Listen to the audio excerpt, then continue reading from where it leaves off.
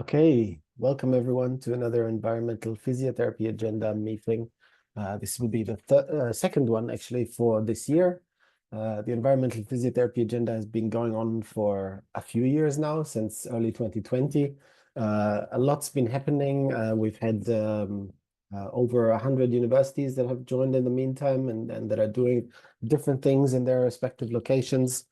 We have, I think, over 40 supporting organizations from around the world that really want this work, to happen and to see it evolve and diversify and solidify as well, I guess. We're here today, joined by people from around the world, really. Particularly with the presenters from today, quite deliberately from all around the world, and some locations that we maybe haven't heard of so much yet. So it'll be really exciting to hear what's happening in different regions around the world and to see how environmental physiotherapy is finding its way into physiotherapy training everywhere in different places. So people might still be trickling in, but I'll hand over the word to the first speaker right away and very quickly. Jennifer Allen from the University of Qatar in Doha, or Qatar University, correct? Yeah. Jen, all yours. Hey, good morning, everyone. My name is Jen. My name is Jen, as Dr. Phillips said, and I work at Qatar University. And my presentation is about nature-based mindfulness examples that my students have done for the last couple of years as part of one of their professional issues courses where we study mindfulness. So it's been adapted to include nature within the mindfulness activities. And I will be sharing with you from a presentation that was originally done at a conference here in Qatar on well-being by myself and two of my students from the third year. They're Waris and Aya Hassan. So I'll talk about how student stress and anxiety is important for all of us and why self-care matters in health professions education. We'll talk about the evidence of how patient-based mindfulness supports mental health, and I'll give you some examples of what my students have done. And then we'll go through an example of what can be done that you could incorporate in your teaching. So we all know that students can be quite stressed, especially during exams, and stress, burnout, and anxiety are very common during training in health professions. And mental health challenges can affect focus, performance, and well-being. So developing strategies that are for coping, it's essential for long-term success as healthcare professionals. And 35.1% of students reported an anxiety disorder in 2023, which was up from 2021. I'm sure we've all noticed the increase in anxiety that students have had since COVID. So why does self-care matter in health professions training? Well, self-care has advanced as an approach to managing stress, building resilience, and preventing burnout in health practice and promoting well-being. Mindfulness is a practical, evidence-based tool for managing stress, and student-led mindfulness activities empower peers and promote self-care.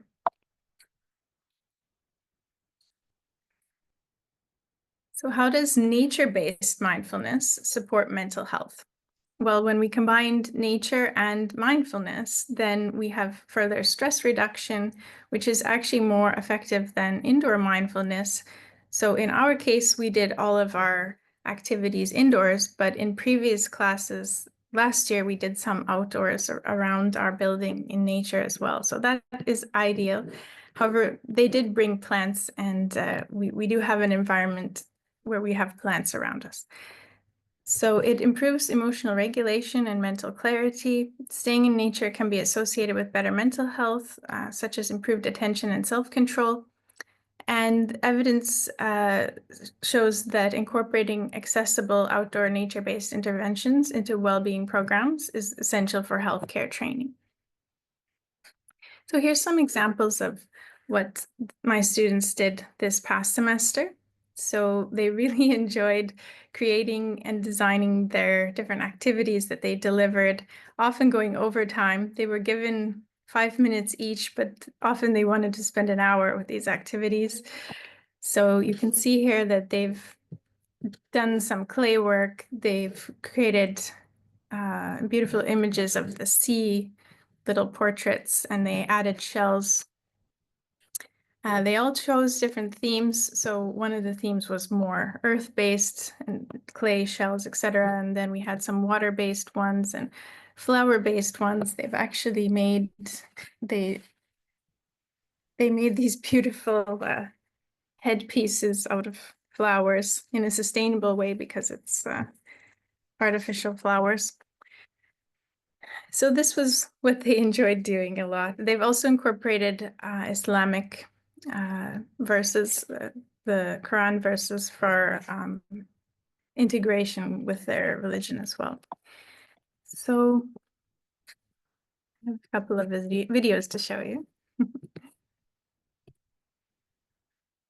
So here's them working with some of the activities.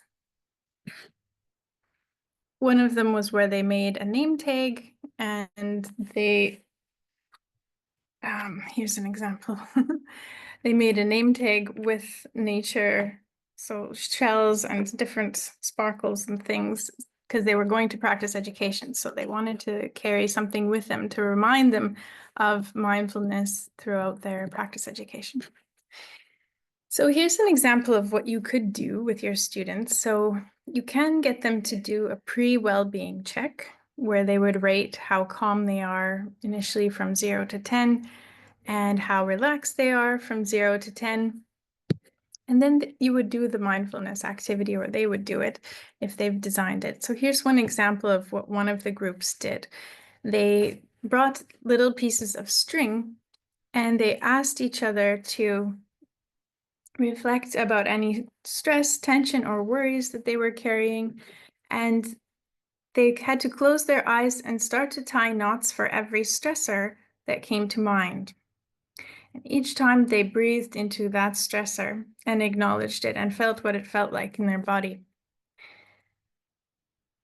And then they started to connect to nature in their mind with visualization, and they visualized flowing like a river and being able to move forward through those obstacles. And then they slowly untied each knot, which signified being able to overcome obstacles.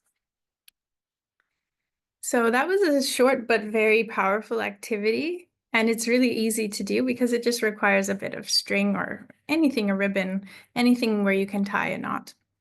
So then you could ask them to check in again and see where they're at. And these were some of the reflections that the students had. So they said it reminded them of caring for others, which starts with caring for ourselves. And they had greater awareness of their own emotions and how they respond to challenges. They had a deeper sense of empathy for themselves and others. They had more confidence in being able to use mindfulness to enact their own self-care. And they were better able, they felt, to be self-aware of their emotions and regulate their emotions while they were going on practice education. So this kind of activity, these activities reminded them of how small mindful moments could support personal well-being and professional growth, and they were prepared to take these practices and use them with their patients as well in practice education. So in conclusion, mindfulness is more than just a stress reduction technique. It's a powerful evidence-based practice that builds resilience, emotional regulation, and deeper self-awareness. For students in high-pressure healthcare professions, integrating mindfulness and self-care is essential for sustaining well-being, enhancing academic focus, and fostering empathy in patient care. And even just simple activities can spark reflection, release, and renewal. And nature-based student-led mindfulness activities offer creative mindfulness ways to manage stress and stay connected. Thank you very much. Super nice. Thanks, Jen. I'm just wondering, since you're going to leave us now, if there are any kind of immediate questions that come up, I can just kind of comment with saying that this kind of like came as a surprise to me that actually you're kind of like taking, in this particular case, taking a start in this sort of student stress as an issue and kind of weaving nature-based activities into that. Yeah, definitely for me, something I didn't, not lines I've thought along yet, but it clearly it makes sense right away, and good to hear that that also is going on. But I'll just yeah, feel free to unmute or do a hand sign. Oh yeah, Fanny, go ahead. There's a question there. Hello, thank you, Jen, for this very interesting presentation. Just pragmatically speaking, my question is, did you have like a course really on mindfulness therapies in general, or did you add that to like a normal physio, like clinical reasoning or practical course? So it Please. was part of professional issues, one of the courses, and mindfulness was already embedded into that course as a preparation for practice education. The addition that I made was to add the nature-based component to it once we joined the Environmental Physiotherapy Association. So yeah. Thank you.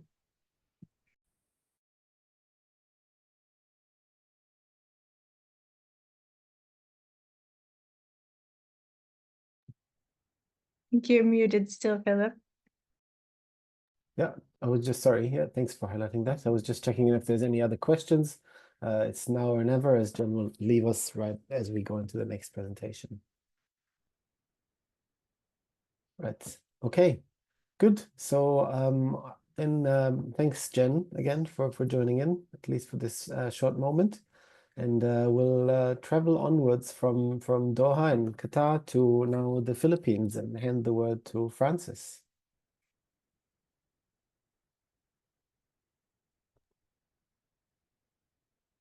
Okay, good day, everyone. Am I audible? You're audible and we can see your PowerPoint. Yep. Although there Thank you. is, again, there is a gray block. Yeah, there you go. Okay, I apologize for the gray blocks. I really don't know what's going on with my Zoom right now. So, good day to everyone. So, I think it's morning there right now, but here in the Philippines, it's late in the afternoon. So, I just wanted to say good day to everyone and thank you for allowing me this opportunity to share whatever practices related to environmental physiotherapy we have in our country. So, just sharing with you and the overall groundwork that we've sort of started here in our university. So, specifically Northwestern University. So, allow me to introduce myself. My name is Francis. I'm currently the internship coordinator here at Northwestern University and our EPT Agenda team leader. So, basically, just as an overview, here in the Philippines, we currently have a 4-year program for physical therapy with at least 1,500 hours of internship and a licensure exam. Now, here in the Philippines, while our curriculum, I believe, is comprehensive, environmental sustainability remains largely overlooked. Recent updates support linking health to environmental factors, but integration has sort of been slow, leaving future PTs underprepared for climate-related challenges. And here at Northwestern University, we're actually the first Philippine university to hold a UNESCO chair on anticipatory governance and regenerative cities. And our location, I believe, offers us a unique opportunity to champion education that is environmentally conscious, socially responsible, and future focused. And I think it gives us the opportunity to explore the intersection of environmental change, community health, and rehab here in our country. So the small steps we've made is slowly integrating topics related to environmental health and sustainability into our different courses, our core courses and clinical courses. So of course, we have physiology. We explore how climate extremes affect the body systems. We have kinesiology, looking into how movement is affected by our natural terrains. As early as their first year, we introduced to them EPT already. Okay, we introduce our students to EPT already, sort of getting them started early on. And here at Northwestern University, we actually have a university-wide course we call Futures Thinking. In here, our students sort of develop, okay, the foresight and perspective to come up with inclusive and regenerative health systems. Now, it is within these two courses wherein I believe EPT, oh, sorry. It is within these two courses where I believe EPT is greatly integrated. So we have our community-based rehabilitation wherein we ground the subject, our students, into the principles of the ICF, and we highlight how environmental risks disproportionately impact our marginalized population, especially the persons with disabilities. So in here, we teach our students to develop inclusive rehabilitation strategies that are climate resilient and environmentally sustainable. Then in the course Wellness and Health Promotion, we highlight the social determinants of health, linking personal health with public health and environmental sustainability. It is here wherein we promote interventions like active transport and eco-conscious programs in order to build up the public health here in our country.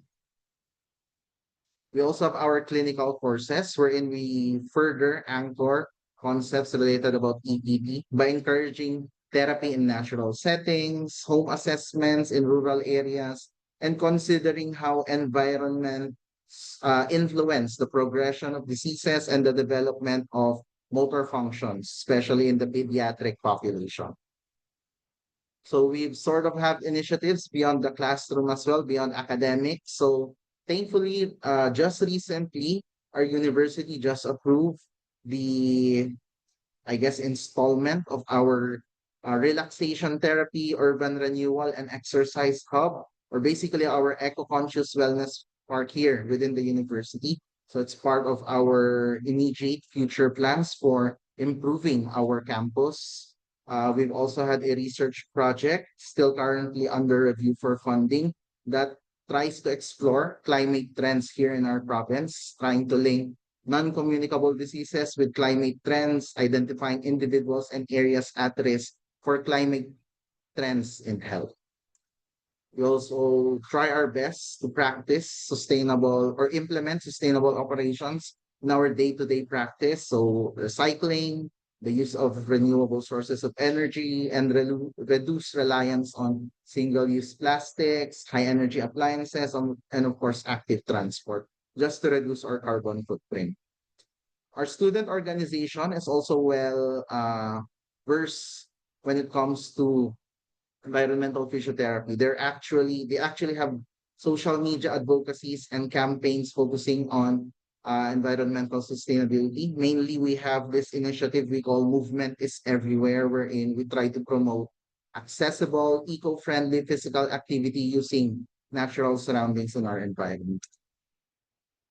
So far, thankfully, even though initially our students were very unfamiliar with the concept of EPT, they've grown to appreciate its relevance, and they're slowly becoming better advocates for sustainable health systems here in our university. For the faculty members, Northwestern University has always had this community-oriented culture, which was conducive actually to allowing us to embrace the inclusion of environmental physiotherapy, unlike other institutions where we've observed that there might be some form of stronger resistance to these kinds of initiative. So for future plans, basically, we intend on integrating more themes into our curriculum, more concepts, more topics related to EPT. We want to explore interdisciplinary researches and partnerships, focusing on public health, urban planning, and environmental science. And we have this upcoming project we're planning to implement. We call it Therapy at Home, wherein we try to enter communities, then our students would teach the community to design what eco-friendly rehabilitation toolkits using recycled and local materials. So we're sort of trying to promote both inclusive rehabilitation practices along with environmental sustainability. So here at our university, we believe that we need to cultivate future professionals who heal both people and the environments they live in. So I believe as climate change reshapes our health landscape, embedding environmental thinking in PT is no longer optional. I think it's essential. So that ends my presentation. Thank you for listening. Really nice. Thank you, Francis. Impressive amount of activities and kind of interventions there already. That looks really, really interesting. I'll just check in for some immediate questions if there are any to Francis. Otherwise, I noticed I have a question coming up that probably will be for everyone later on. But yep. And if there's no immediate questions, I'll just hand over the word to Zuhal. And just a little bit in preparation, Aki, I will flag you because actually our speaker number 4 for this session is not here. Since you are here already, you could opt also to present now after Zuhal, if you wanted to, but no pressure. Yeah, really no pressure at all. Sure, I can do it. I just need to change myself into a different location, but yeah, I can do it. As you prefer, whatever. If it works better for you to do it now, or if you want to do it later, it's just an option. Yeah. Yeah, okay, thanks. Okay. Yeah. And with that, I'll give the word to Zuhal. Yeah. Can you see my screen now? Yes, we can. Okay.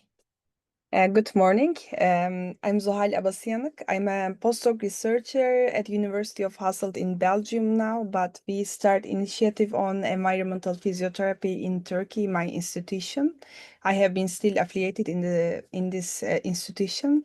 So today I will talk on behalf of my colleagues in Turkey.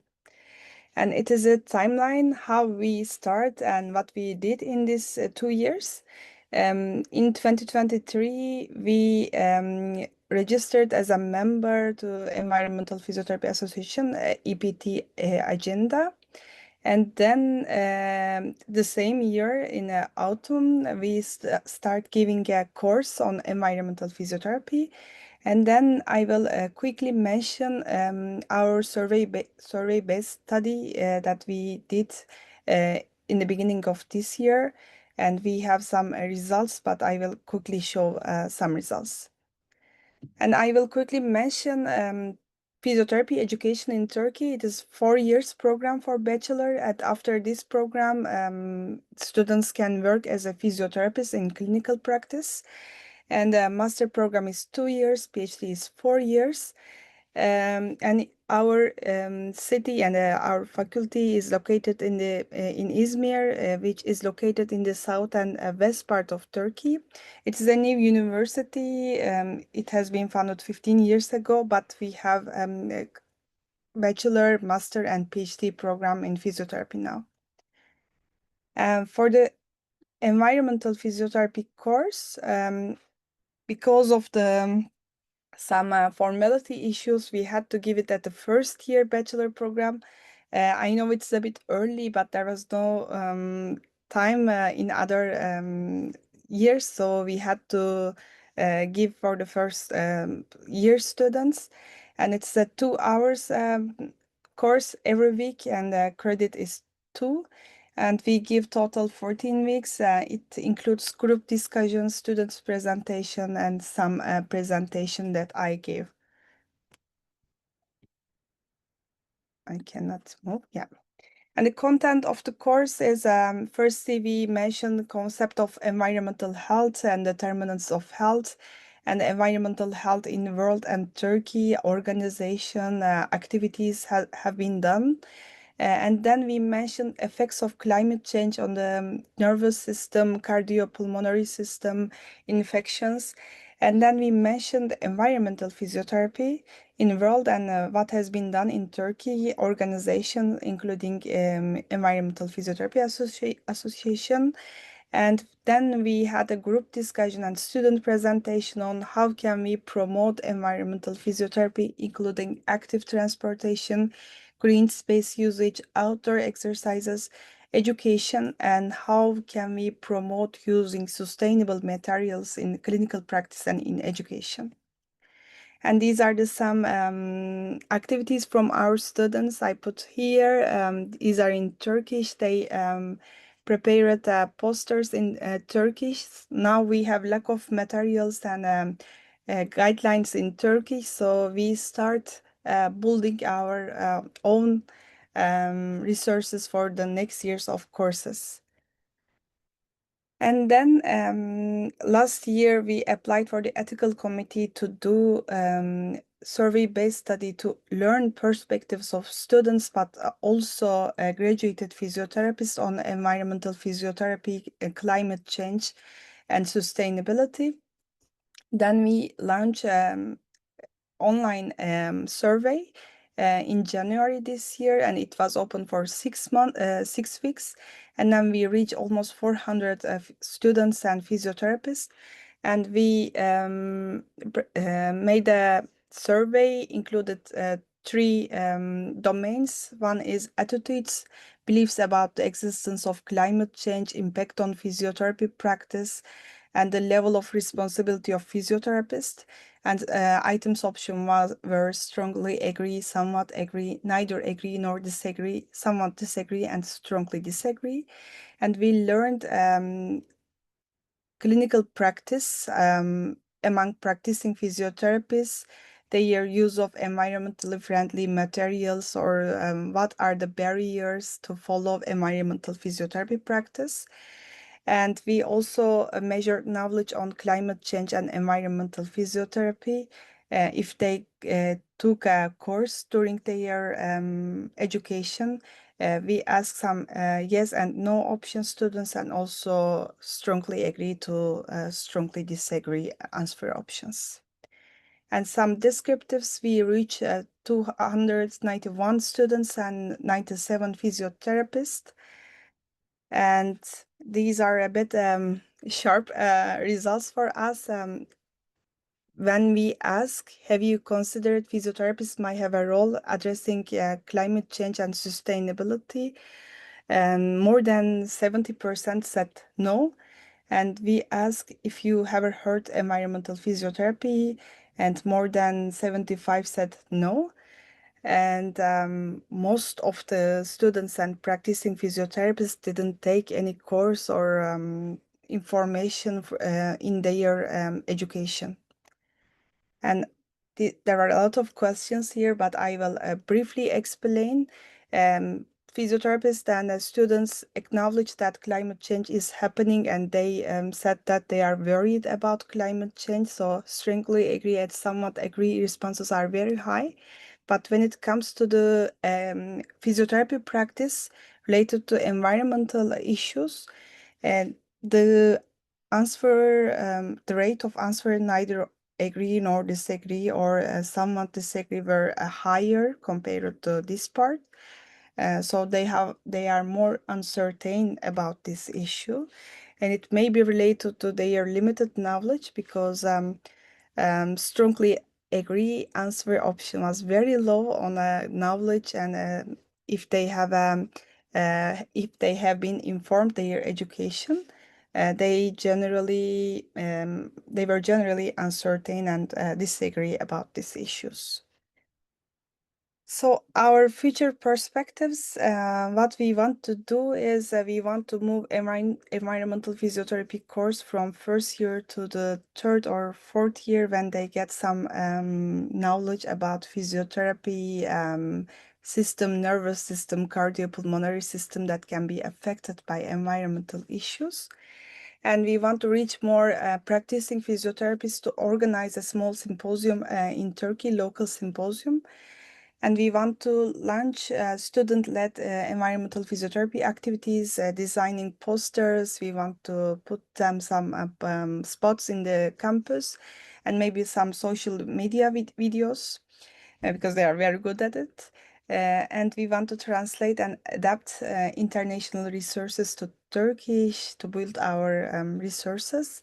And we give this course for 2 years now, and the number of students increasing year by year. And we want to measure impact of this course over time, maybe with this survey, or maybe we can create a new survey to understand how their perspective change after the course. And it's a bit ambitious, but we have a plan to write an international Erasmus project on research and education. And if you are interested, we are open for a collaboration. You can reach me or my colleagues, and we can put project or some initiatives together. Yeah. Thank you so much. That was really good to hear also of your different activities there. Interesting to hear about this course and your plans with it. I'll just open very briefly if there are in case there are any immediate questions. If not, we can also kind of come back to questions and discussion after the last presentation. Funny, yeah. Yeah, I just could you please project the last slide of yours, please, Zuhal, just to make a print screen to take your email address. Thank you very much. Just wait a second if that's okay. Thank you. Perfect. Yeah. Thank you very much. Making contacts right away. Okay, lovely. Aki, it looks like you have changed your location. Yeah. Yeah, perfect. Okay, so I'll hand the word over to you. Screen sharing is open, so if you have a... Thanks. I'll try to get it shared now.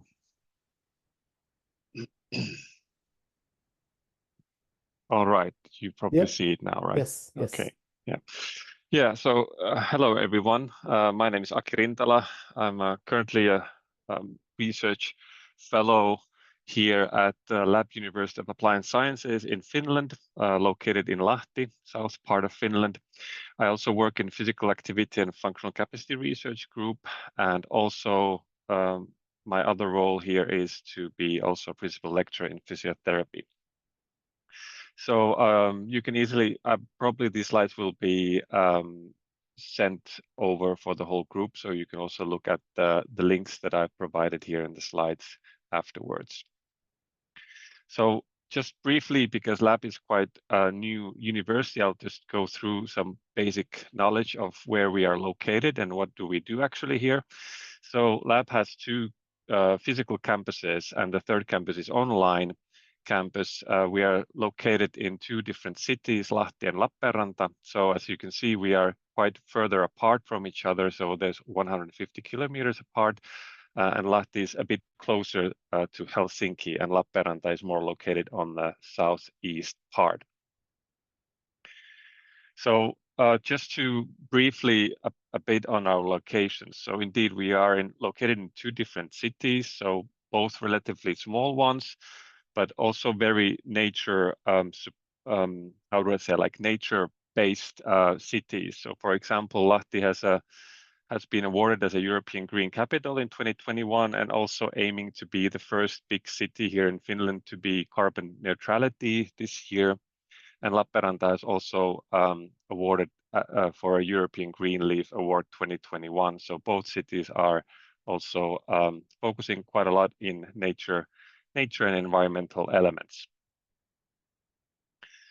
Also, our university has committed ourselves to sustainability and responsibility. I will not go too much into details on these, but just for you to know that also this is probably for most of our universities as well.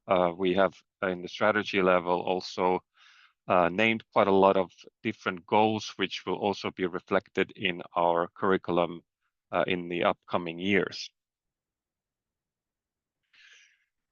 Briefly on the figures, so Lab University was established in 2020, so 5 years ago. So we're still quite young and small, but at the moment our number of international students are quite highly increasing. A few years back we only had 800, but we are getting a growth on the numbers, what you can see here, just to get a bit of a sense of what kind of university we are talking about. So we have 5 different fields where we are focusing on our bachelor and master degree programs. So with the social services and healthcare, we also have technology, business, tourism and hospitality, and also design, fine arts and visual communication. So our students also in our physiotherapy program, they can choose to be applied either to a full-time blended or online study programs. And just to get a bit of a glance as well, that our student exchange and also our open higher education programs there with few numbers. So with our physiotherapy program, we also provide other programs in social services and healthcare. Here, just to name few. At the moment, we are more focused on Finnish degrees, but at the moment we are building up, which could also be a nice collaboration with our future collaborators here, to build up a bit more of these English speaking degrees, especially on physiotherapy and rehabilitation. So just to get a bit of numbers, we are the biggest educator in physiotherapy in Finland. So we have roughly always 400 enrolled physiotherapy students per year. And we are every year enrolling 100 new physiotherapy students in our programs to our 2 different campuses. Our new curriculum for online studies is also built up, which means that all the theory classes will be conducted in online studies, and then the students will arrive or come to the campuses for these kind of workshop days where the practice courses are taught. So I'm not going to go through the whole curriculum, but just to get a bit of understanding that in Finland, a Bachelor of Healthcare Physiotherapist is 3.5 years, in total 210 ECTS. And after that, the person is licensed physiotherapist. So the student who graduates as bachelor is a licensed physiotherapist in Finland. So our curriculum has 3 main components. So there's the lab joint core competencies, and then we have the physiotherapy expertise competence, and also then the students can choose elective modules where they can specialize more in selected areas in physiotherapy. You can also look at our full curriculum in English through those links and the QR code as well. Just for you to know that the curriculum was updated in just last year. So we have integrated a bit more on certain elements of planetary health or sustainability in the actual curriculum. But just go to the actual topic that was meant to present for today, is that we have, in our new curriculum, we have integrated certain health and nature-based approaches, as well as sustainability and other environmental elements in different courses. So basically, what it means that in our content and the goals, we have a certain small part of the full course somehow related to health or sustainability. So here's one example of what first year students model, which they will go through on their second term of their first year. And this is a 5 ECTS course. So basically it's an introductory to our first year students about functional capacity, what does that mean, and also how that would be assessed and also promoted. And here, as you can see on the green, there is also a mention in the course content about that they introduce also to health effects of nature. So that's basically what I'm now presenting in a small pieces. So what that actually means in concrete in our first year students. So during that course, they are given a group assignment to explore health effects and benefits of nature. So at the moment, the teacher has planned this type of activity within this course, where the groups, small groups, are designing and showcasing approximately 20 to 30 minute session for their fellow students on outdoor activity. So what does that mean is that the students are expected to look at the evidence-based literature source about their chosen topic, and then they, based on that, they also plan and design the content itself. And then in the course, the students are showcasing the 20-30 minute session to the fellow students and the teacher as well, and they will be in the outdoors. And the actual assignment can be any type of outdoor activity and also targeted population that is somehow reflected on physiotherapy and rehabilitation. And then after all of those assignments, the group and also the fellow students and the responsible teacher of the course will have a reflection on how that went. So I have few small examples here. This is unfortunately in Finnish, but I can kind of, hopefully it will give you a bit of a understanding. So here's one example what the students did for the target group of adolescents. So they made, probably everyone knows the game bingo. So this is called nature bingo, which means that in the nature, the adolescents have certain tasks that they need to do. And when they've done that, then they can mark it down. And then if they get a row or a column, then they can shout bingo. So here, the students made these kind of tasks that the adolescents needs to do, like, for example, close your eyes and listen to the bird singing, or find 3 different trees and jump with one leg in the forest, and tasks like that. So I think this was a kind of a nice way of students to kind of make it as a bit of a game in the forest. Then there was a second example. What the students did is that this was kind of a path to mental well-being. So the students of 3 made this kind of a 4-stationed task where the person had to go through certain stations within 20 to 30 minutes. So I'm not going them go through really clear specific, but here you can probably see that there are certain stations where the person needs to have some form of moment with the nature, either having like releasing negative emotions or thinking some positive nature experiences, and then also having these kind of bird watching and enhancing senses and observations related to that. And then there's a forest meditation. So basically what the persons go through is that they can also do second or third round if needed. So I think, yeah, this was a second example of what the students have done in the course as these kind of group assignments. So actually that was it. So here you can also see my contacts. We are also really interested to collaborate with different projects related to EPT, environmental or education, and also research. So don't hesitate to reach out if you have further questions. Thank you. Very nice, thank you.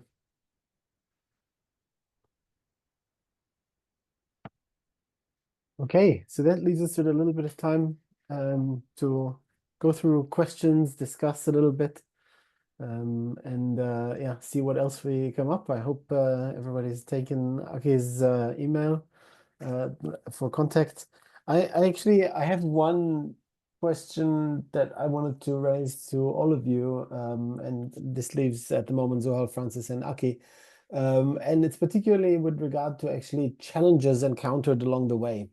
So in some ways, what Zuhal has mentioned, I think it also represents some challenges where you, from your sort of like knowledge, attitudes, and practice research, where you're seeing that actually not a lot of people have heard about it yet, and so not a lot of students or whatever have heard about it. And so that to me clarifies that education is still a necessary thing to be done, right? Like if not a lot of people know about it yet, we still have a lot of work to do in order to educate. But I'm thinking more actually here, not at the level of students, but at the level of kind of as an educator, what challenges do we meet along the way when we want to try and work with a new topic like this, or with this topic in particular? And maybe, you know, how do we also overcome those challenges? So this is a little bit of an open question to all 3 of you. If you have any thoughts, either one of you or all of you, I would love to hear.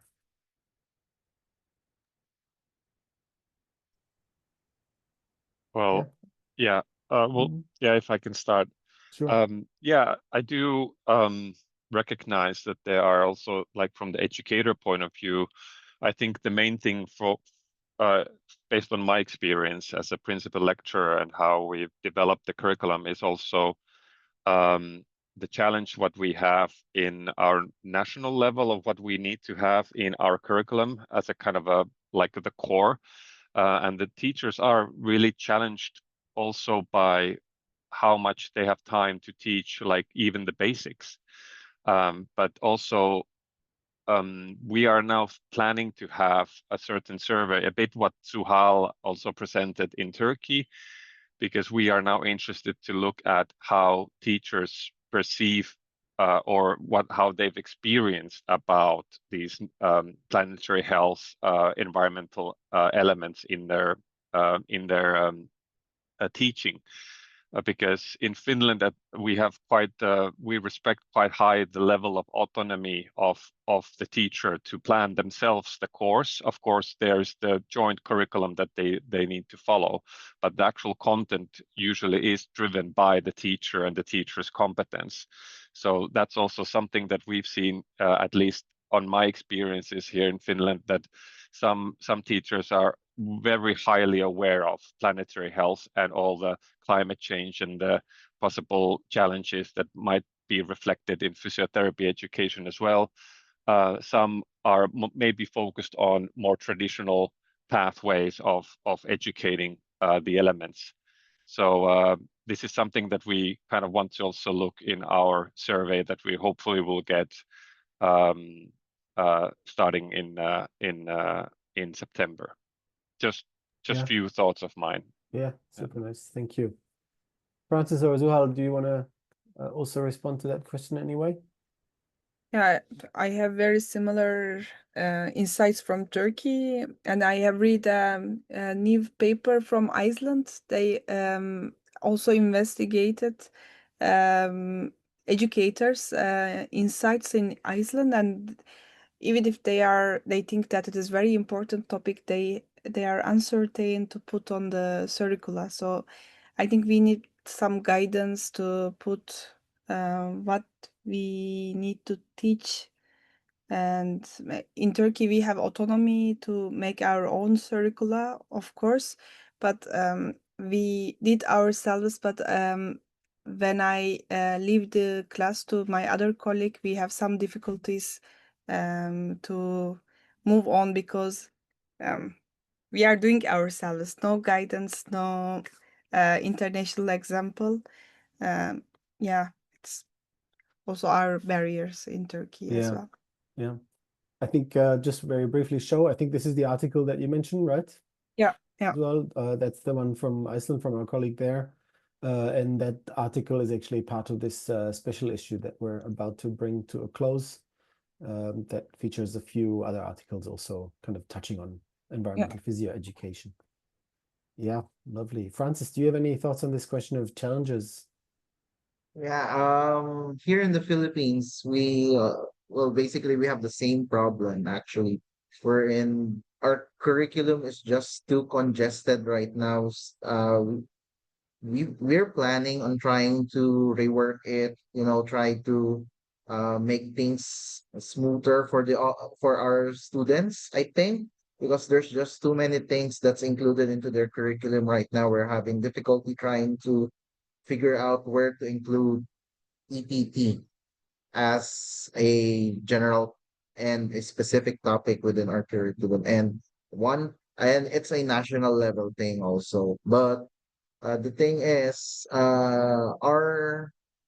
I think if I interpreted it correctly, the policy statements, guidelines governing our PT education curriculum here has given us the flexibility to try and modify the curriculum that we have. So I guess that's one thing that's working for us right now. But another challenge, I think, is just how new EPT is here in our country. And I mean, it's new generally around the world, but here it's like only a selected few that really knows what EPT is. And it's really difficult for some of our peers to understand the importance of the topic. As I mentioned, I've observed some institutions and educators, some have some sort of resistance towards it. They don't really understand the topic. They don't really see its relevance. So that's some of the challenges I'm seeing right now. But on the student side of things, they're more appreciative of it actually. And I'm really liking how our students are their perspective towards it. It's really enlightening to see that at least the future generation is more accepting towards EPT as a topic. And we're current we just had a research, so we're working on its publication, looking also into the attitudes and awareness of Filipino physiotherapists on EPT. So I hope we could get that wrapped up within the year. But yeah, the main challenge right now, I think, is simply the lack of awareness here in our country on what EPT really is. Yeah, yeah. Yeah, and so that's where the work of education comes in, both kind of in universities and kind of for university students, but also more broadly to, clinicians, colleagues, etc., I suppose. Education definitely comes in there. Lovely to see some, collaboration popping up here or developing in the chat. It's very good. It's the way to go, even in a smaller group like this. Yeah, thanks for those answers. I suppose that to me, one of the things that this reminds me of is also something that we've kind of tried to advocate from the very start in thinking about environmental physio education. And that is that maybe, the way to go about it, because overwhelmed curricula are such a big issue, and, we've kind of seen that from the start ultimately, to think about, the integration of these topics as something that we do sort of punctually in small ways, but in a lot of different places in our curriculum, so that we don't need to kind of carve out this huge space just for that topic, and so that the topic becomes something separate from everything else. Because also what we're arguing from the start is that actually environmental, environment in a very broad understanding is connected to everything we do in physiotherapy. And so theoretically, it could be featured in small ways in different places. And that would actually sort of make this greater whole of everything that, we could bring into a curriculum. But that's just what I was reminded of kind of as you were sharing. I want to just see if there are any kind of questions on the floor.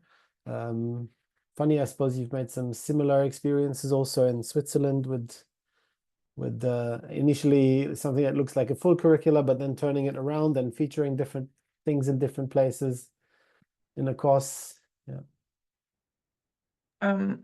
Actually, I was reading the chat, so Yeah, I no just problem. added Yeah. my pad to say that in Switzerland, I'm not sure with this Erasmus, we're also trying to now build something more to share with other countries to show the students that maybe it's not just us and it's not just kind of a little crazy idea of some Swiss guys that like the nature, but I think it's really good for students to see that, like in Asia or anywhere else, other things are happening. So that's why I just put my email address in the chat, but we are not really part of Erasmus. So I don't know how it goes really, but we can always find ways anyway. Yeah, I don't know really. I didn't answer your question because I was not really following your we already have a speech. comment I'm in the very sorry. chat. We already have a comment in the chat here that Switzerland can join the Erasmus Plus project. Okay, So there you go. Yeah.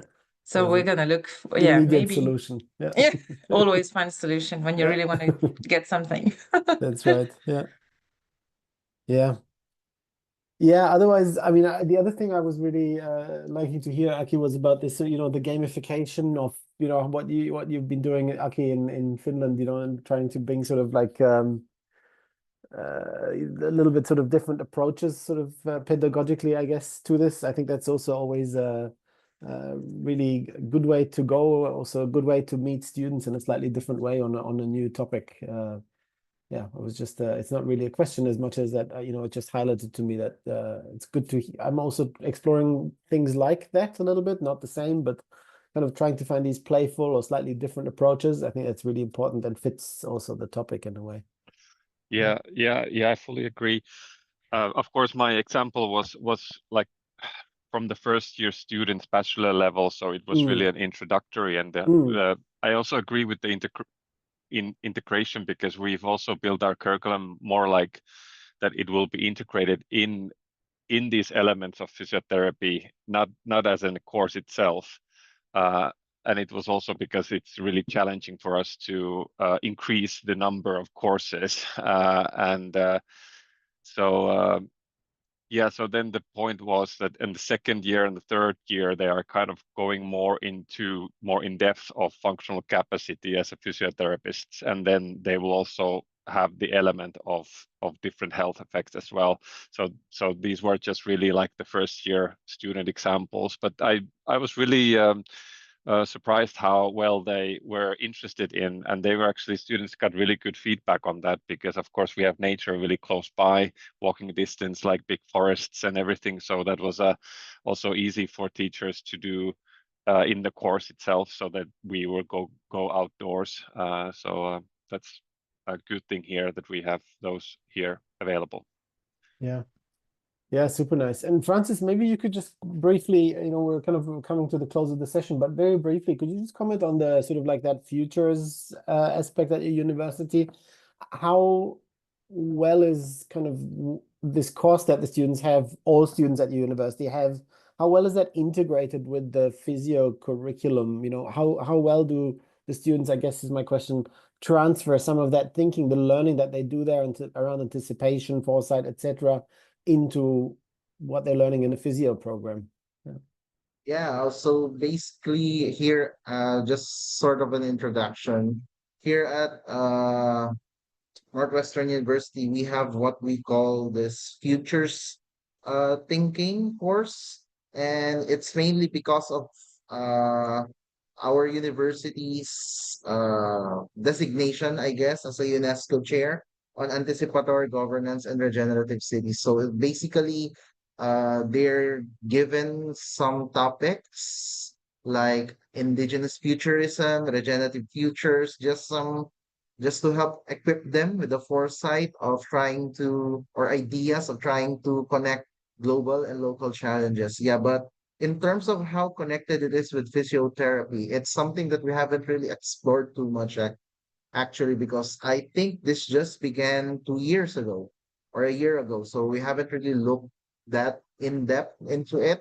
We are trying to sort of better connect it, because we had this we have these courses, such as wellness and health promotion, we're trying to see if our students were able to retain what they learned in futures thinking, and try to help or try to, I guess, expound upon it, on trying to integrate environmental sustainability into community-based rehabilitation development initiatives. But beyond that, we haven't really explored it that much. And I guess as an additional information, not every program here in our university was given the opportunity to participate in this course. Only selected degree programs were allowed, and thankfully physical therapy was one of them. So Yeah. it's something we're trying to look into, but we haven't really looked into it that much yet. Yeah, I think it's really good. I have a kind of like interest in it, because I also try to work with futures thinking in a slightly different way. I've just put in the chat here, my Health Punk project goes very much in that direction of using sort of like fiction and futures thinking to envision alternative futures for physiotherapy, which I think is inherently always one of the things that we have to do if we're thinking environmental physiotherapy. So some interesting overlap there that, down the line, I'd love to hear more about also. Lovely. Thank you all for this first session. We have a second session of our environmental physiotherapy education around the world day at 12:30 Central European time today. Again, with another 2 speakers from the Philippines, 2 speakers from Pakistan, and 2 speakers from Estonia. And the final session of the day will be at 4 to 5 p.m. CET. So hope to see a few of you, or as many of you as possible, there and then. And thank you for the session now. Bye-bye. Thank you very much. Thank you. Bye-bye. Thank you. Bye-bye.